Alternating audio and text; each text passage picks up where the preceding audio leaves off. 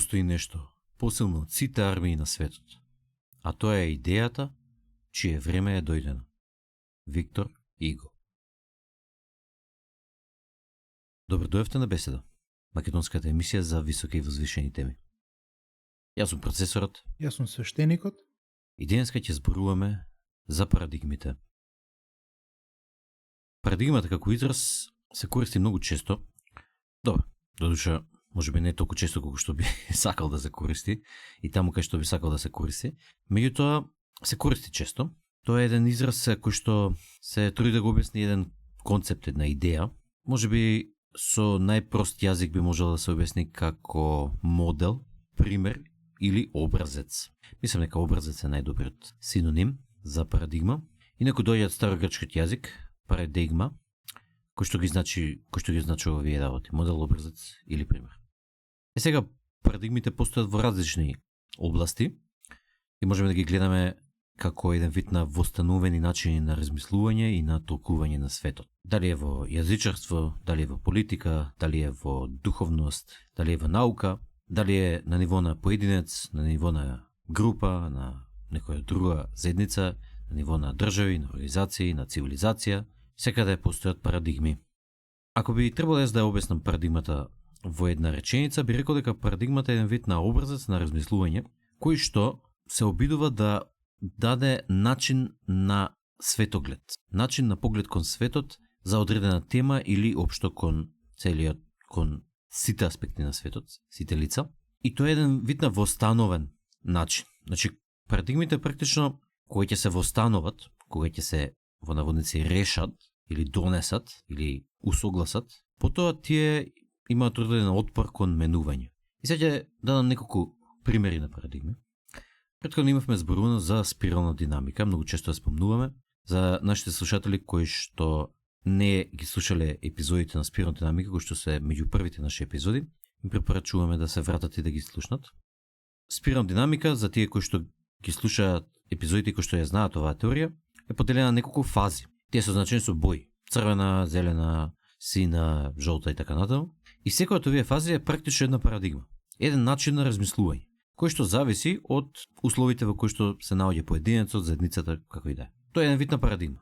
И тие луѓе, или тие заедници, или тие организации, структури, ентитети кои што се наоѓаат во одредена фаза, за нив парадигмата која што е востановена во таа фаза е вистината и начинот како треба да се гледа спрема светот. А другите начини на гледање на светот се најчесто глупости за нив, невалидни, смешни, наивни или едноставно невалидни. Други видови на парадигми се Колберговите фази на морален развиток, значи секоја фаза е една парадигма.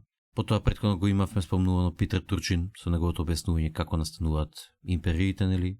Значи сите оние нивоа од една обична банда, па во племе, па во народ, па во кралство, па во царство и така натаму, сето тоа се посебни парадигми. Да едно општество, една заедница вели дека се кралство и имаат крал, тоа е парадигма. Тоа е еден вид на структура која што не може да се допре, не постои крал во природата, во физичките закони. Меѓутоа, тоа е еден начин на организација кој што има стварни ефекти. Ако сите луѓе во едно кралство се соберат и влезат во дворецот на кралот, тој не може да ги задржи, не постојат војници кои што може да ги задржат и кралството ќе го снема. Меѓутоа, кралствата многу ретко го доживуваат оваа судбина и тоа не се случува. Зошто? Затоа што умствено и душевно се воспоставила парадигмата дека тие луѓе се наоѓаат во кралство и дека кралот, односно монархот, е тој кој што ги води, е на врвот на пирамидата на хиерархијата. Друг вид на парадигма е, например, бракот, семејството и конзервативниот сексуален морал. Кога се воспоставува оваа парадигма дека луѓето треба да бидат претежно моногамни и дека треба да влегуваат во брак, трајна заедница, каде што ќе основаат семејство, кога оваа парадигма станува доминантна, тогаш тие заедници кои што ја воведуваат оваа парадигма стануваат материјално многу успешни, недалеку после тоа. Меѓутоа нема во физичките закони закон кој што вика мора да има брак. Едноставно тоа е парадигма на размислување. Тоа е еден вид на востановен начин како се размислува во едно општество и ретко кој го препрашува. Најразличните видови на доктрини се исто така парадигми, без разлика дали се израчни или преќутни.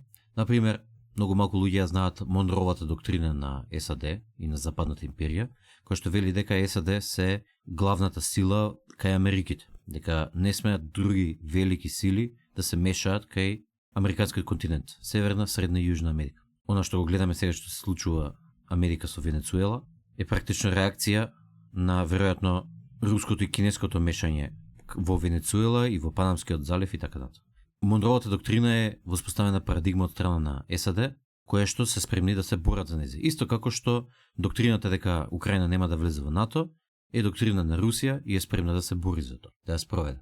Доктрините за употреба на јадрено оружје кај нуклеарните сили.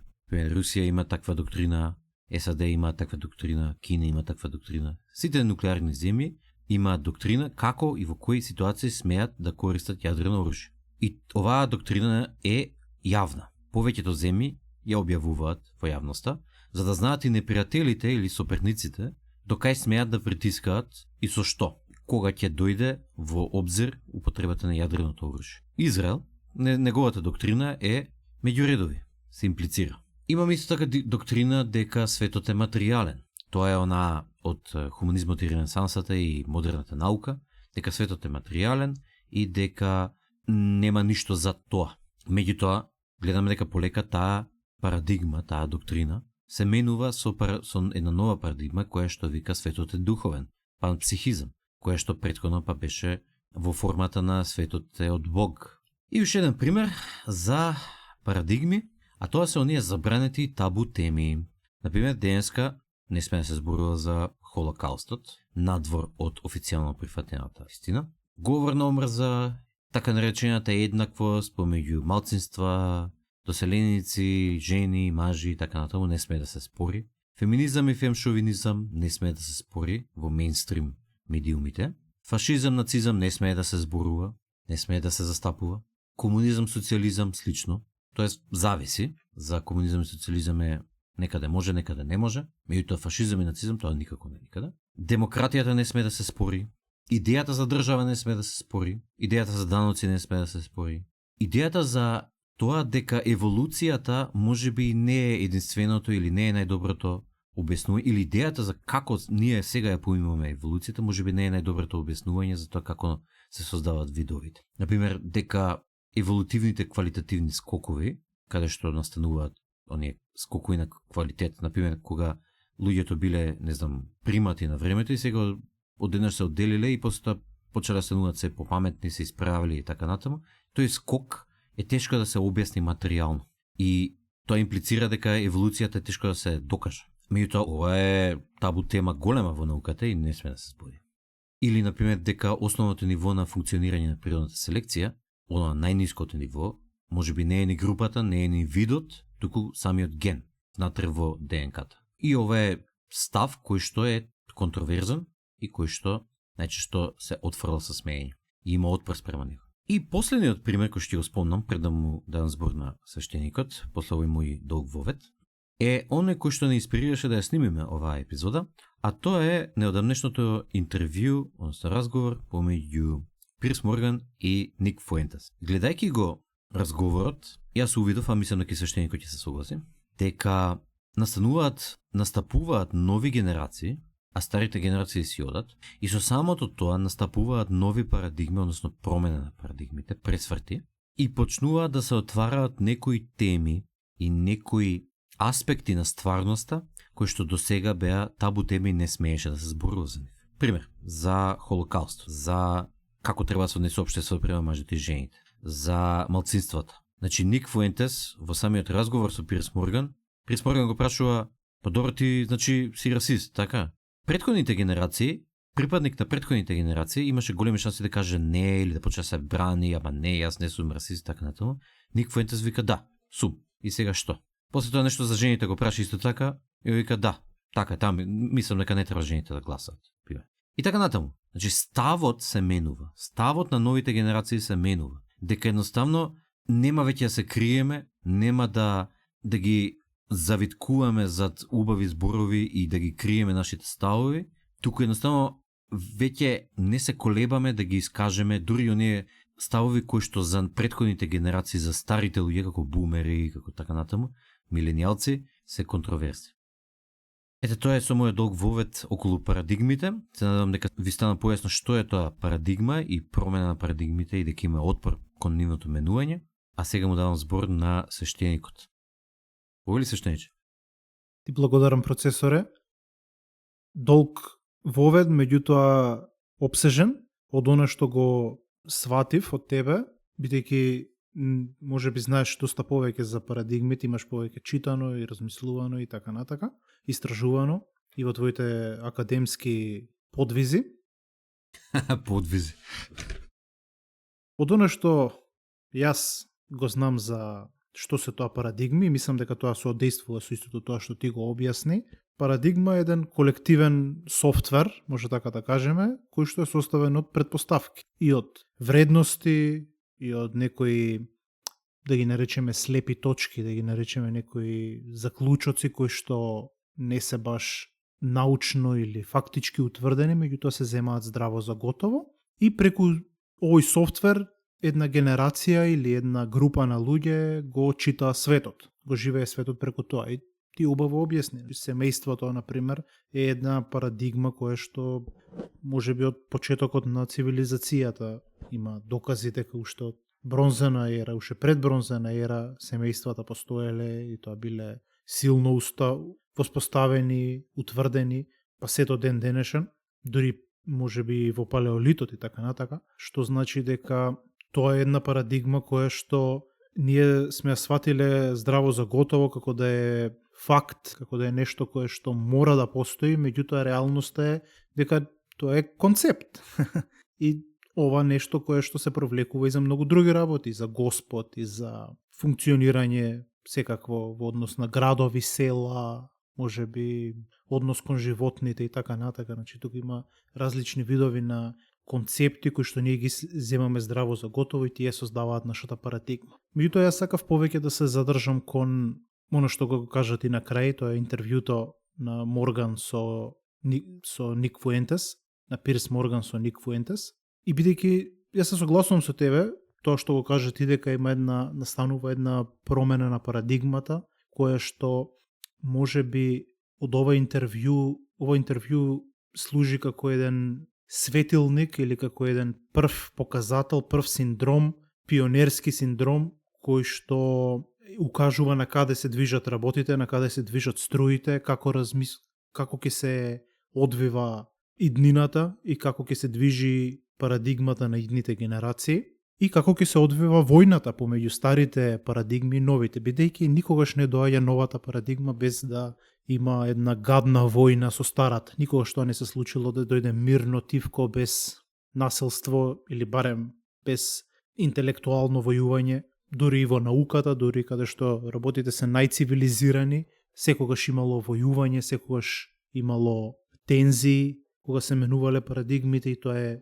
нормално, тоа е така бидејќи човекот се идентификува со концептите и тоа е едно нешто кое што ние сакаме да го смениме со нашата надконцептуалност. Ние сакаме да укажеме дека парадигмите можат да се менуваат без насилство. Ако човекот не се идентификува. Всушност, ако еден човек стане надконцептуален, како што јас и ти заговараме, тогаш парадигмите би исчезнале во нивната моментална форма и тие би земале една многу помаглива, многу пофлуидна форма и тоа би било многу добро за човештвото и за индивидуалецот. Меѓутоа, како што кажа ти, ова интервју помеѓу Морган и Фуентес е дефинитивен судар на две парадигми.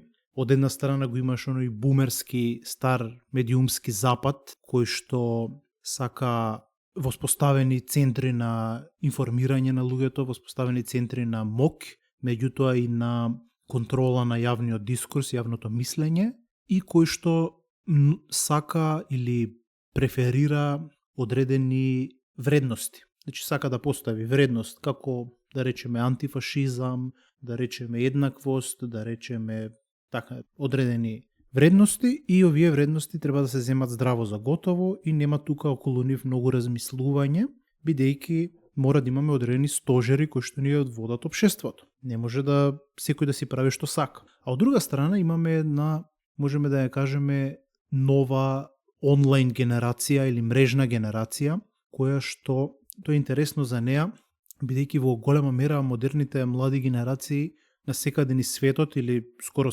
скоро на секаде се развиваат со многу слична парадигма. Тоа е како последица на тоа што информациите на интернет и новите случувања што се случуваат во светот се стигаат до сите нас со брзина на светлината, значи преку интернетот. Има безброј апликации, програми кои што не спојуваат во една виртуелна генерација и сите се развиваме горе-доле еднакво. Дури младите во Америка, младите во Русија, во Кина, на Балканот, секаде каде што горе-доле интернетот има се има пробиено низ младата генерација и така натака, може да се види дека луѓето размислуваат исто или многу слично. Сега тоа е и добро и лошо, секако, меѓутоа она што оваа нова генерација со себе носи е една мем култура, едно пренесување на информациите преку меме, преку брзи, динамични фрази и така натака, не се задржуваат кон норми, не се задржуваат кон вредности, туку сакаат да играат на секаде, сакаат да бидат флуидни, сакаат да се играат со табуа, сакаат во реално време да ги именуваат своите ставови и така натака, и користат иронија, користат радикализам, цинизам и така натака. И сега тука имаме, како што кажав, и добри и лоши страни, и од двете парадигми.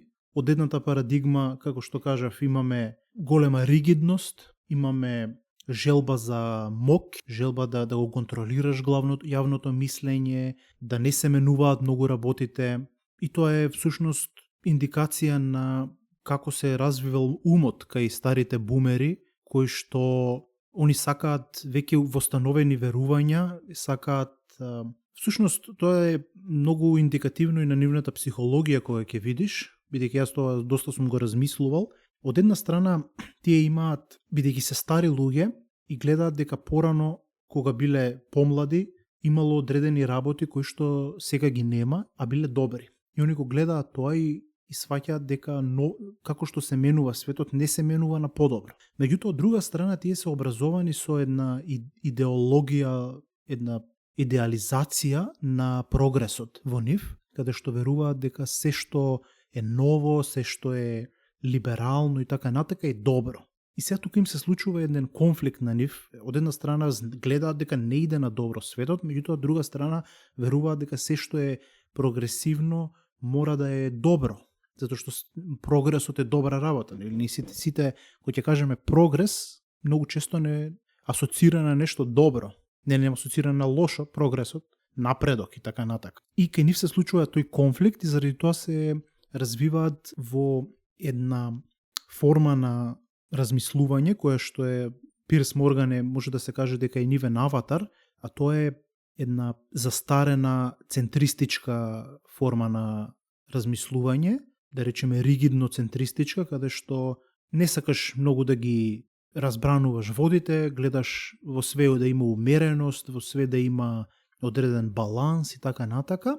Меѓутоа тоа е грешно, тоа е погрешен начин на разгледување на центризмот и на умереноста, поготово ако погледнеш дека и ако разбереш дека во многу случаеви умерената позиција ги превзема најлошите работи од двете екстреми. Не секогаш ги превзема добрите работи од двете екстреми. И затоа ние сме заговорници на еден нов начин на размислување, тоа е надконцептуалниот начин на размислување, кој што вели не секогаш да бидеш умерен. Да, во голема мера надконцептуалноста значи умереност, да ги земеш, да бидеш со благи ставови и од едното место и од другото место и така натака, двете екстреми.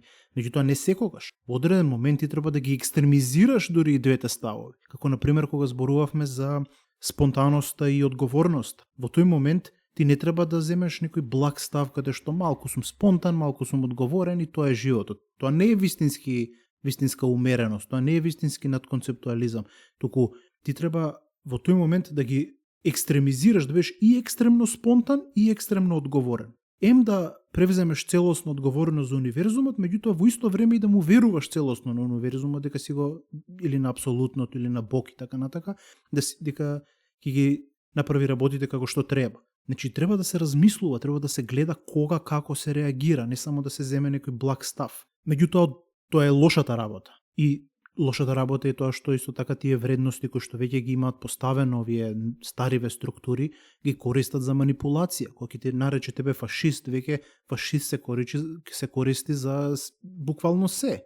Ако не му се допаја некој капата, фашист е. Едноставно, сега веќе фашист се користи за буквално на жена ми, ако не ми се допадне што сготвила, можам да ја наречам фашист и готово. Значи тоа е буквално може за се да се користи веќе тој збор. Нема никаква смисла. Зошто бидејќи ги користат тие работи за да постигнат свои цели, за да го убијат карактерот или личноста на некој човек кој што не им се допаѓа, наместо вистински да се задржат кон она што на вистина е фашизам и да ги осудат вистинските фашистички размислувања и така натак. Од друга страна, уште ова да го кажам на кратко, позитивноста на оваа нова генерација или нова парадигма е тоа што имаат брзи, но размислени, обмислени ставови кои што ги разгледуваат по холистички проблематиката во светот, не се ригидни, не се спори во своите ставови и не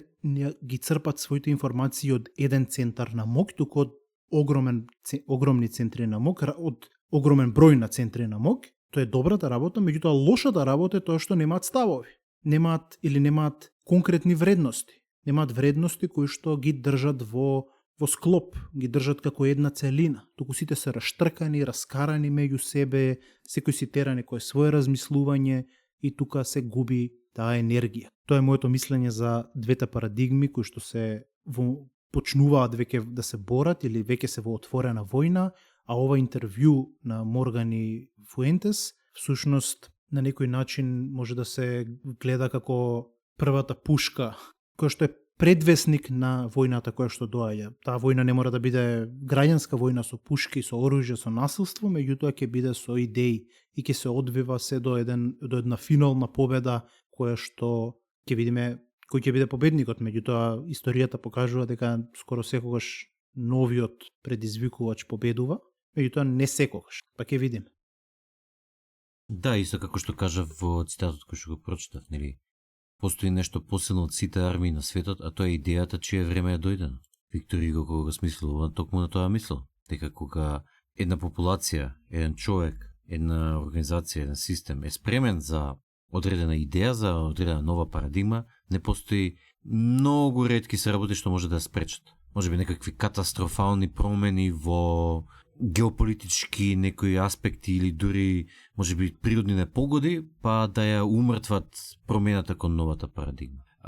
Знаеш, оно што го кажа ти на крајот, дека негативниот аспект на овие новите генерации кои што практично се борат за нова парадигма е дека тие точно не знаат каква парадигма сакаат да воведат. Хаотични се. И јас мислам дека ова е природен процес. Природно е прво да настане цинизам околу старата парадигма и не мора веднаш да се има нова парадигма, нели? Некогаш тој процес трае со години, некогаш трае со декади, некогаш трае со векови. Тој процес на нова парадигма. Например, таква нова парадигма било префрлањето од монархии во демократии. Тој процес траел со векови, значи не бил ајде сега ни текна и за 2 години ќе го смениме кралот и ќе воведеме демократија. Во Русија преле цела револуција се бореле црвените со белите. Тоа било буквално, белите биле одраз на старата парадигма, на монархијата, црвените биле на новата парадигма, комунизмот. И се бореле со крво и со пукање, значи имало доста агресија околу целата таа работа.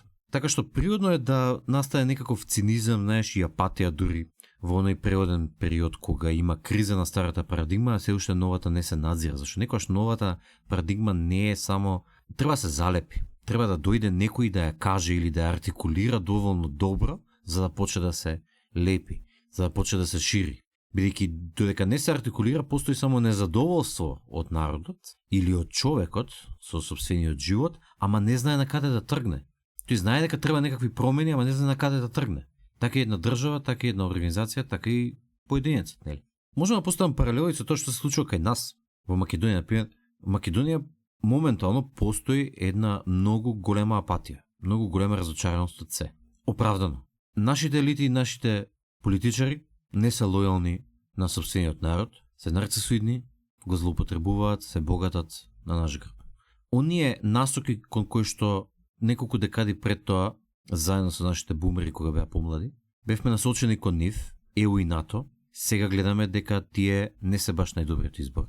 Не само што не се најдобриот избор, туку и не исилува и постојано не силуваат околу некои работи, промена на името, влез во НАТО нелегитимно, пикање на бугари во устав и така натаму, значи сите оние некои работи кои што ни го нарушуваат достоинството, а не треба да настанат тие промени кај нас, едноставно ги исилуваат врз нас и сега почнуваме, настанува криза спрема таа парадигма ЕУ ќе не храни и НАТО ќе не брани, затоа што гледаме како се однесуваат спрема нас, така не би требало да се однесува некој кој што би сакал да влезеш кај него, туку треба ти подаде рака и да биде пријателски настроен спрема тебе, а не да те уценува со се нешто така. Меѓутоа, заради таквото однесување гледаме настанува криза во парадигмите и луѓето се помалку и помалку веруваат и сакаат да се придружат на ЕУ и на НАТО. Дори многу луѓе кажат, ама не, ние готово во НАТО сме. Тоа е прашање. Ние може да бидеме номинално во НАТО, ама нека излезе Трета светска војна кај што НАТО е против Русија или Кина и ќе видиш колку сакаат луѓето стварно во НАТО. Сега кога е мирно, сите сакаат да бидат дел од ова или од она. Меѓутоа вистинската слика се гледа кога ќе настане криза. Значи, во Македонија настанува таков цинизам настана и во САД. Всушност, првата победа на Трамп беше одраз на тој цинизам. И одраз на потребата да промена на парадигмите. Одраз на потребата да се напушти длабоката држава. Да се напушти империјата. Трамп потоа испадна како што испадна, се фати за рака, со едната рака со империјата и се вртат во круг.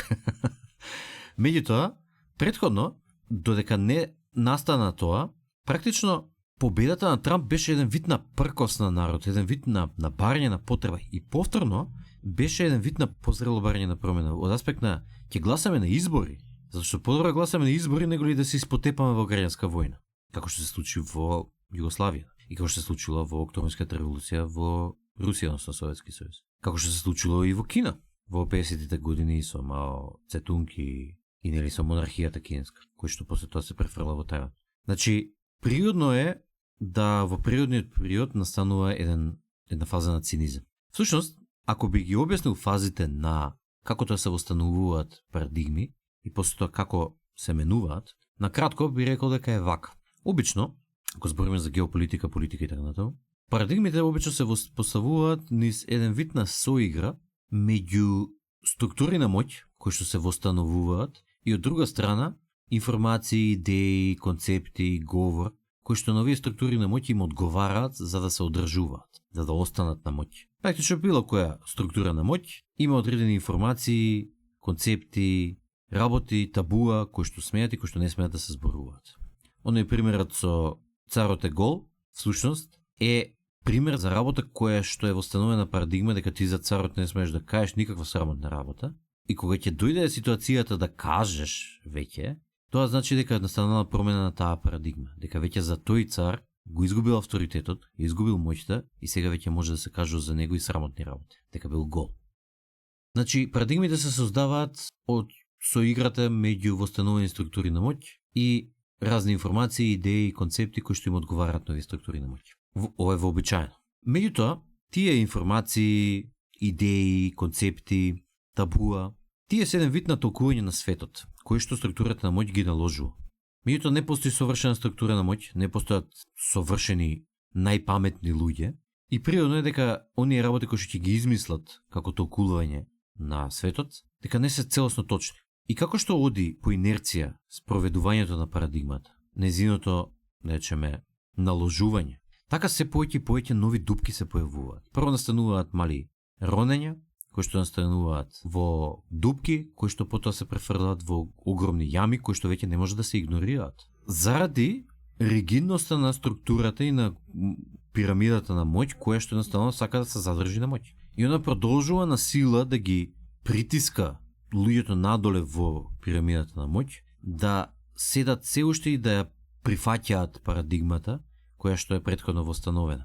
Мислам, тоа се случило, например, со комунистичките револуции и после тоа доаѓањето на власт на комунистите. Се восстановила нова парадигма и сега не смеело да се мрдне од тоа. Значи, револуција на пролетаријатот и готово. Тоа е најдоброто решение, најдобриот систем и сега, бидејќи ластовичките ги јадат посевите, сега ќе може да ги спотепаме сите.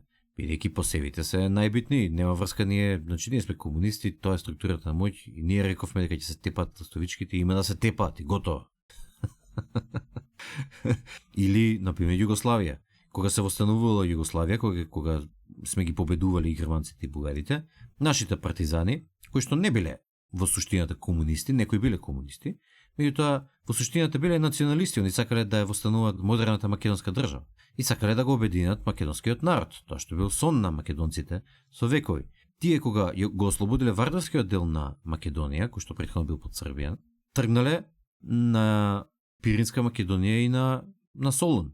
Меѓутоа биле спречени насилно, дури некои од нив биле убиени, ставени во затвор и однесени на голиотак за своите националистички идеи. Значи, таа партизанска КПЈ револуција, која што претходно била за еманципација на народите, само една година пред тоа, кога дошло македонците да произјават свој нагон да се ги обединат другите делови од Македонија, изреагирала бранејќи ја парадигмата дека ние сме сега Југославија само со вардарскиот дел и вие не смеете да писнете за ништо друго.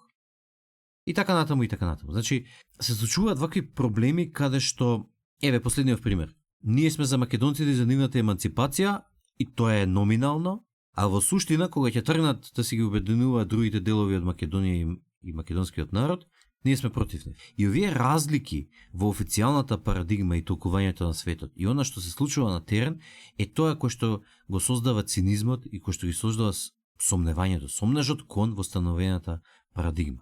Доволно сомнеж кој ќе се акумулира, луѓето престануваат да соработуваат со структурата на моќ, своеволно мора да ги пресилуваш цело време да функционираат заедно со машината, меѓутоа тоа не се станува се помалку и помалку ефикасно и на крајот самата структура веќе не може да ги спроведува своите наредби, своите идеи, своите концепти и се распаѓа под тежината на себе си. И тука е оној период кога настанува цинизмот што го кажа свештеникот и кога се бара востанување на нова парадигма. Тоа се случило со поствоена Германија после Првата светска војна и со доаѓањето на Хитлер.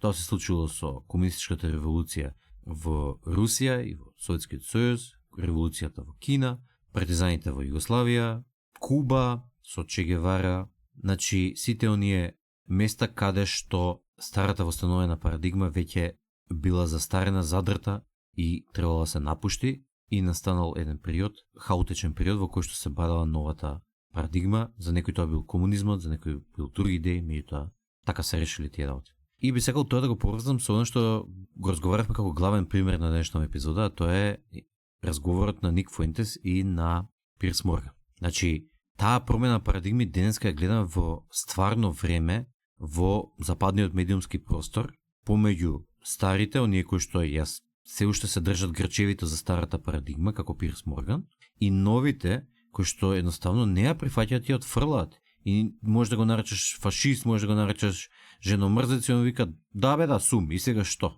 Што ќе ми правиш? Апсолутно така е. Меѓутоа, опасноста во овие нови перспективи, нови парадигми кои што доаѓаат е исто така лежи во нивната радикалност, во нивниот радикализам, во тоа што кога ќе кажеш да фашист сум, што ми можеш, или да женомрзец сум и така натака, што ми можеш, од една страна е кршење на оние умствени окови кои што претходната парадигма и претходната структура, да кажеме, умствена структура која што го држеше светот и го контролираше светот, го имаше врз умовите на луѓето и ги контролираше со такви називи, со такви средства за контрола.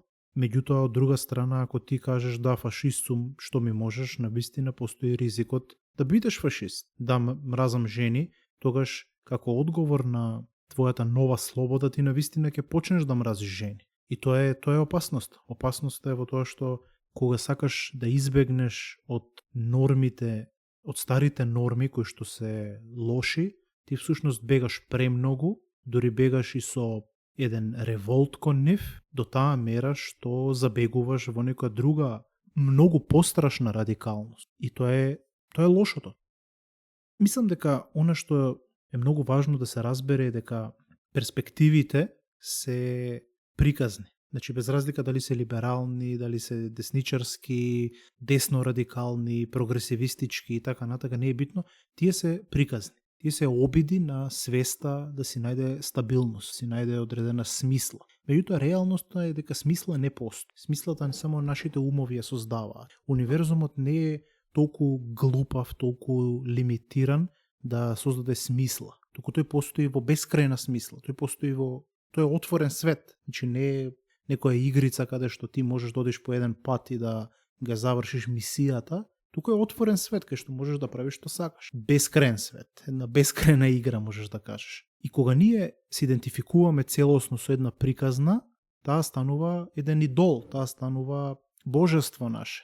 И кога ја браниме неизе, ние не браниме аргумент и не ни помага некој аргумент за да ни победи нас, за да ни докаже нешто, бидејќи ние не ја браниме идејата веќе, не ја браниме парадигмата, ние го браниме егото, ние не ја браниме вистината. Кога одредена приказна ќе стане дел од нас, ние ја доживуваме како нас никој да не напаѓа. И се брани егото, а не вистината. Меѓутоа, ако почнеме да гледаме до еден надконцептуален начин на постоење и на размислување, ние тогаш ќе гледаме повеќе приказни истовремено. Значи, ние нема да има онаа класична парадигма на старите кои што се згрозуваат, овој е фашист и се згрозува тука, или и обратно, оваа е феминистка и се згрозува, оваа, не знам, била распуштеница и тука се згрозува од нејзи и така натака. Не, туку тоа постои. Такво нешто постои, са ти мора да го прифатиш како нешто што постои. Или, не знам, хомосексуалност и готово, згрозени сме како тоа да е нешто што треба да се убие.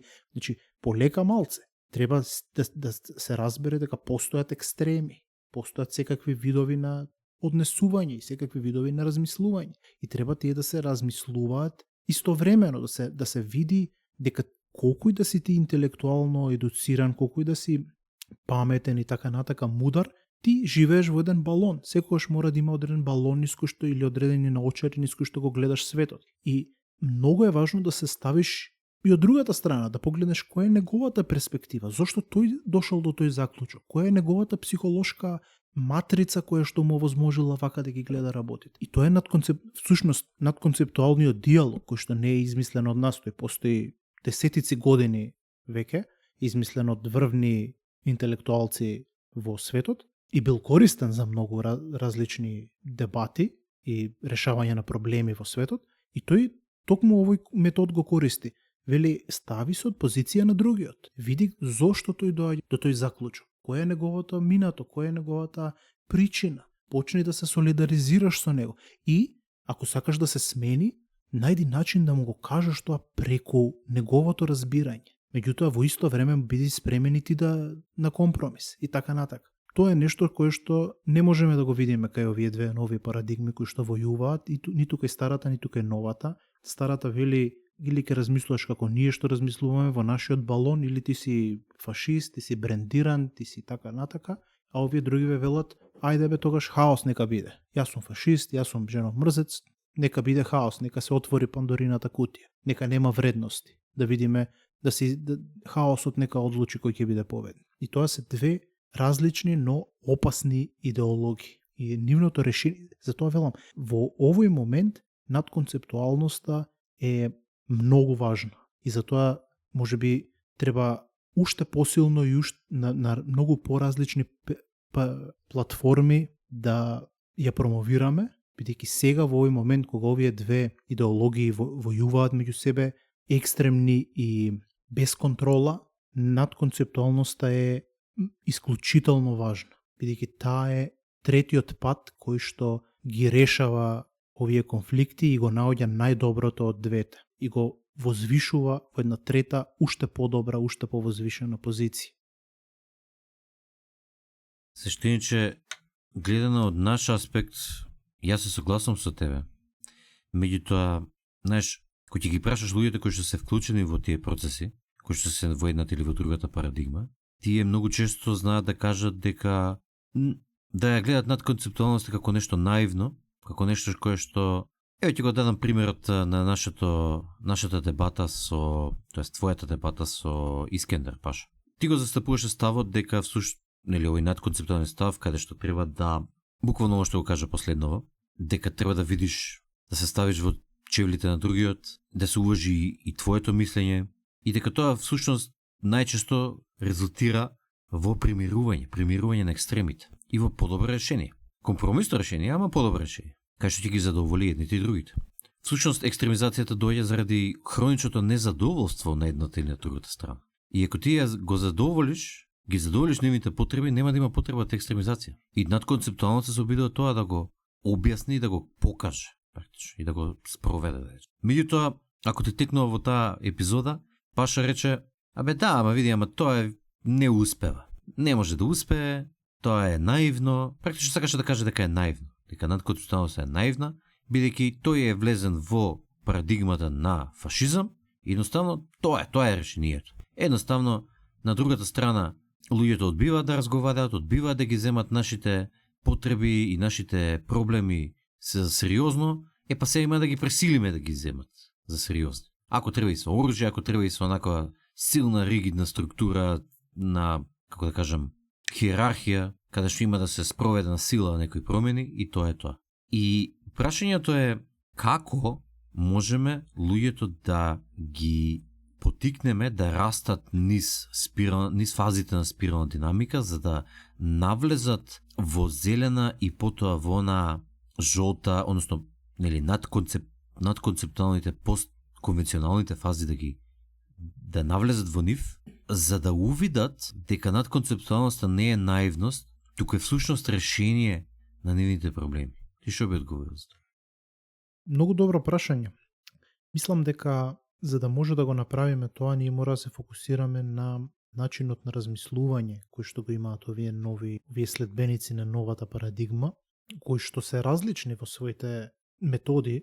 Еве да речеме, како што кажа ти Паша, неговите методи во голема мера се залагаат, можеби теоретски само, меѓутоа се залагаат за една присилување на луѓето да се однесуваат како што треба, додека пак Ник Фуентес не се залага за некоја насилно превземање на контрола, туку се користи методи на исмевање, на промена на мнението на луѓето и така натака, светогледот, мем култура, цинизам, иронија и така натака. Еден вид на светот е отиден во хаос, меѓутоа еве го моето мислење, си кажувам како треба, па нашата идеја расте. Значи, нивните методите се разликуваат, а парадигмата е иста. Меѓутоа, едно нешто кое што кај сите овие нови генерации е провлекува, тоа е индивидуализмот. Сите се многу големи индивидуалисти, има еден голем презир кон колективизмот. Го гледаат како контрола. И затоа сметам дека е начинот на кој што можеме да допреме до нив и да им објасниме на нивен јазик што значи надконцептуалност е да се фокусираме на индивидуата. А тоа е главно со две работи. Значи, прво да се зборува за личен интегритет, да се превземе интегритет, одговорност за животот, бидејќи тоа е на лично ниво, и да се работи на карактерот, да се создаде самиот себе да се изградиш во еден силен карактер, во еден достоинствен великан, да работиш на себе, да работиш на светот, дури и тогаш кога нема гаранција дека твојата парадигма ќе победи, ти сепак да си работиш, сепак да го дадеш своето, сепак да превземеш одговорност. Ова е еден индивидуалистички пристап кон надконцептуалноста, која што потоа ќе вроди со колективизам, кој што ќе биде органски и здрав. Бидејќи не можеме веднаш да дојдеме и да кажеме ова се вредностите, почитувајте ги бидејќи се најразмислени, најврвни и така натака, тие не ги сакаат, бидејќи вредност за нив е нешто што ги контролира. И повеќе сакаат од нив лично да дојде некоја вистина, и затоа ако се фокусираме на работата на личниот интегритет, на карактерот и така натака, може да има поголемо влијание кај нив. Да, знаеш, некој би рекол дека можеби во овој хаос кој што е сега настанат и цинизам, дека тој е еден вид на преиспитување на стварноста и дека судирот со зидовите на стварноста ќе ги обзнани вредностите кои што луѓето треба да ги имаат. Нели? Самите ќе се појават. Например, ако почнат луѓето да им се шират идеи како меми дека треба да се самоубијат, како што почнаа пред неколку години да се шират такви противнаталистички и против животни идеи, дека луѓето се рак на планетата и дека треба да се самоубиеме, да не ги злоупотребуваме ресурсите и така натаму. И ако почнуваат луѓето се убиваат поради таквите паразитни идеи, тие ќе се само елиминираат. Едноставно, оние кои што ги гледаат другите кои што ги спровеле тие идеи, ќе увидат дека таквите идеи се судираат со зидовите на стварност. Класичен пример е, имаме премногу луѓе, не треба да раѓаме деца, слободно може да абортираме деца, тоа не е живо, тоа може да се убие слободно и така натаму. Значи, таа идеја ми е толку една ступидна, глупа идеја на сите што ја мислат, треба само една минута да застанат и да не ја папагалираат како папагали, како роботи, како ботови, туку да размислат дека не можат ни... Значи, не може некој кој што веќе постои и кој што бил роден и создаден и така натаму, да застапува идеи против некој да постои. Значи, тоа е абсурд, морален абсурд е. Тоа лесно се заклучува, тоа е абсурд. Само треба да застанеш и да размислиш, а не да папагалираш идеи кои што ти влегле преку меми. И сега преку мемите, преку меметиката, која што Ник Фуентес и други ја изигруваат, нели? Може да се шират такви идеи. Ќе се шират добри идеи, ќе се шират полоши идеи. Некои идеи кои што добри и лоши мислам од аспект на колку се поклопуваат со стварност. Добрите идеи ќе бидат поуспешни од лошите, надевајќи се дека ќе бидат поуспешни од лошите, и на крајот низ овој процес ќе откриеме новата парадигма која што би требало да биде подобра од претходната. И можеби тоа е процесот, тоа е тоа што се случува сега, нели ни ставаме метика, само што сега процесот се одвива многу брзо. Порано овие процеси се одвивале во текот на векови, сега се одвиваат во текот на години. Утре ќе се одвиваат во текот на месеци и така натаму, со целата таа меметика и така. Така што некои оние кои што застапуваат екстремни идеи, всушност може да се види како тестирање на тие екстремни идеи, каде ќе се залепат или дали воопшто ќе се залепат. Ник Фуентес може ќе каже, јас не мислам дека жени треба да гласаат, например, и тоа е тестирање на таа идеја. Ако таа идеја се залепи и е успешна, веројатно идејата е добра, се поклопува со стварноста. Ама ако не е успешна и не успее на крајот, веројатно идејата не е доволно добра. И така натаму и така натаму. Значи, по рандом, по случајност ќе се создаваат различни идеи и ќе се тестираат. И на крајот ќе ја откриеме, ќе ја проникнеме парадигмата и ќе ги проникнеме и вредностите кои што треба да ги имаме. Ти кажеш дека сега имаат еден вид на верзија спрема вредности кои што за нив значат ограничување, меѓутоа можеби низ овој процес ќе ги откриат вредностите кои што за нив не значат ограничување. И мислам дека ова е добра точка и позиција каде што можеме да затвориме денешната емисија. Слушаш, денешната емисија беше малку шизофрена, бидејќи испадна дека сме се полуразбрале со свештеникот што треба да снимиме. Главната тема е секако парадигмите, околу тоа се согласивме. Меѓутоа, јас тргнав поеќе кон абстрактни и кон теоретските аспекти на парадигмите и на нивната промена и пресврт. Свештеникот поеќе се фокусираше на конкретниот пример со Фуентес и на како показател на тоа што се случува денеска и на тој показател на промена на парадигмите. Меѓутоа, мислам дека испадна прилично добра епизода, заради тоа што можевме низ еден главен пример да објасниме и концептот на парадигми и на нивната промена, а истовремено да бидеме во тек и да не биде разговорот премногу теоретски. И практично ова беше и сюжетот на денешната емисија, а сега ќе му дам збор на свештеникот да даде практични и прагматични совети. Поли свештениче?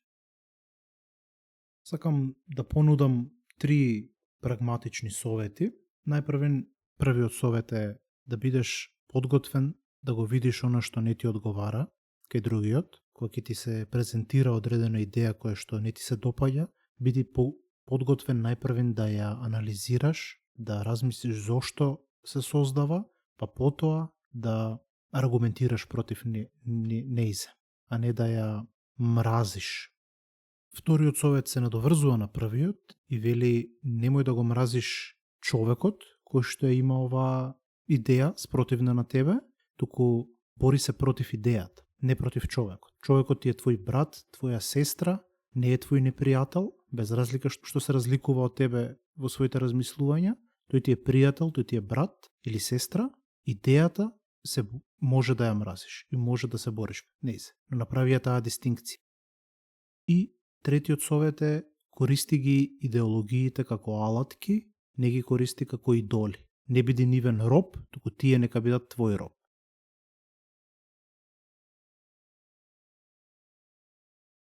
Не можеме да решиме проблеми користејќи го истиот начин на размислување што го користевме кога ги создадовме. Алберт Ајнштајн.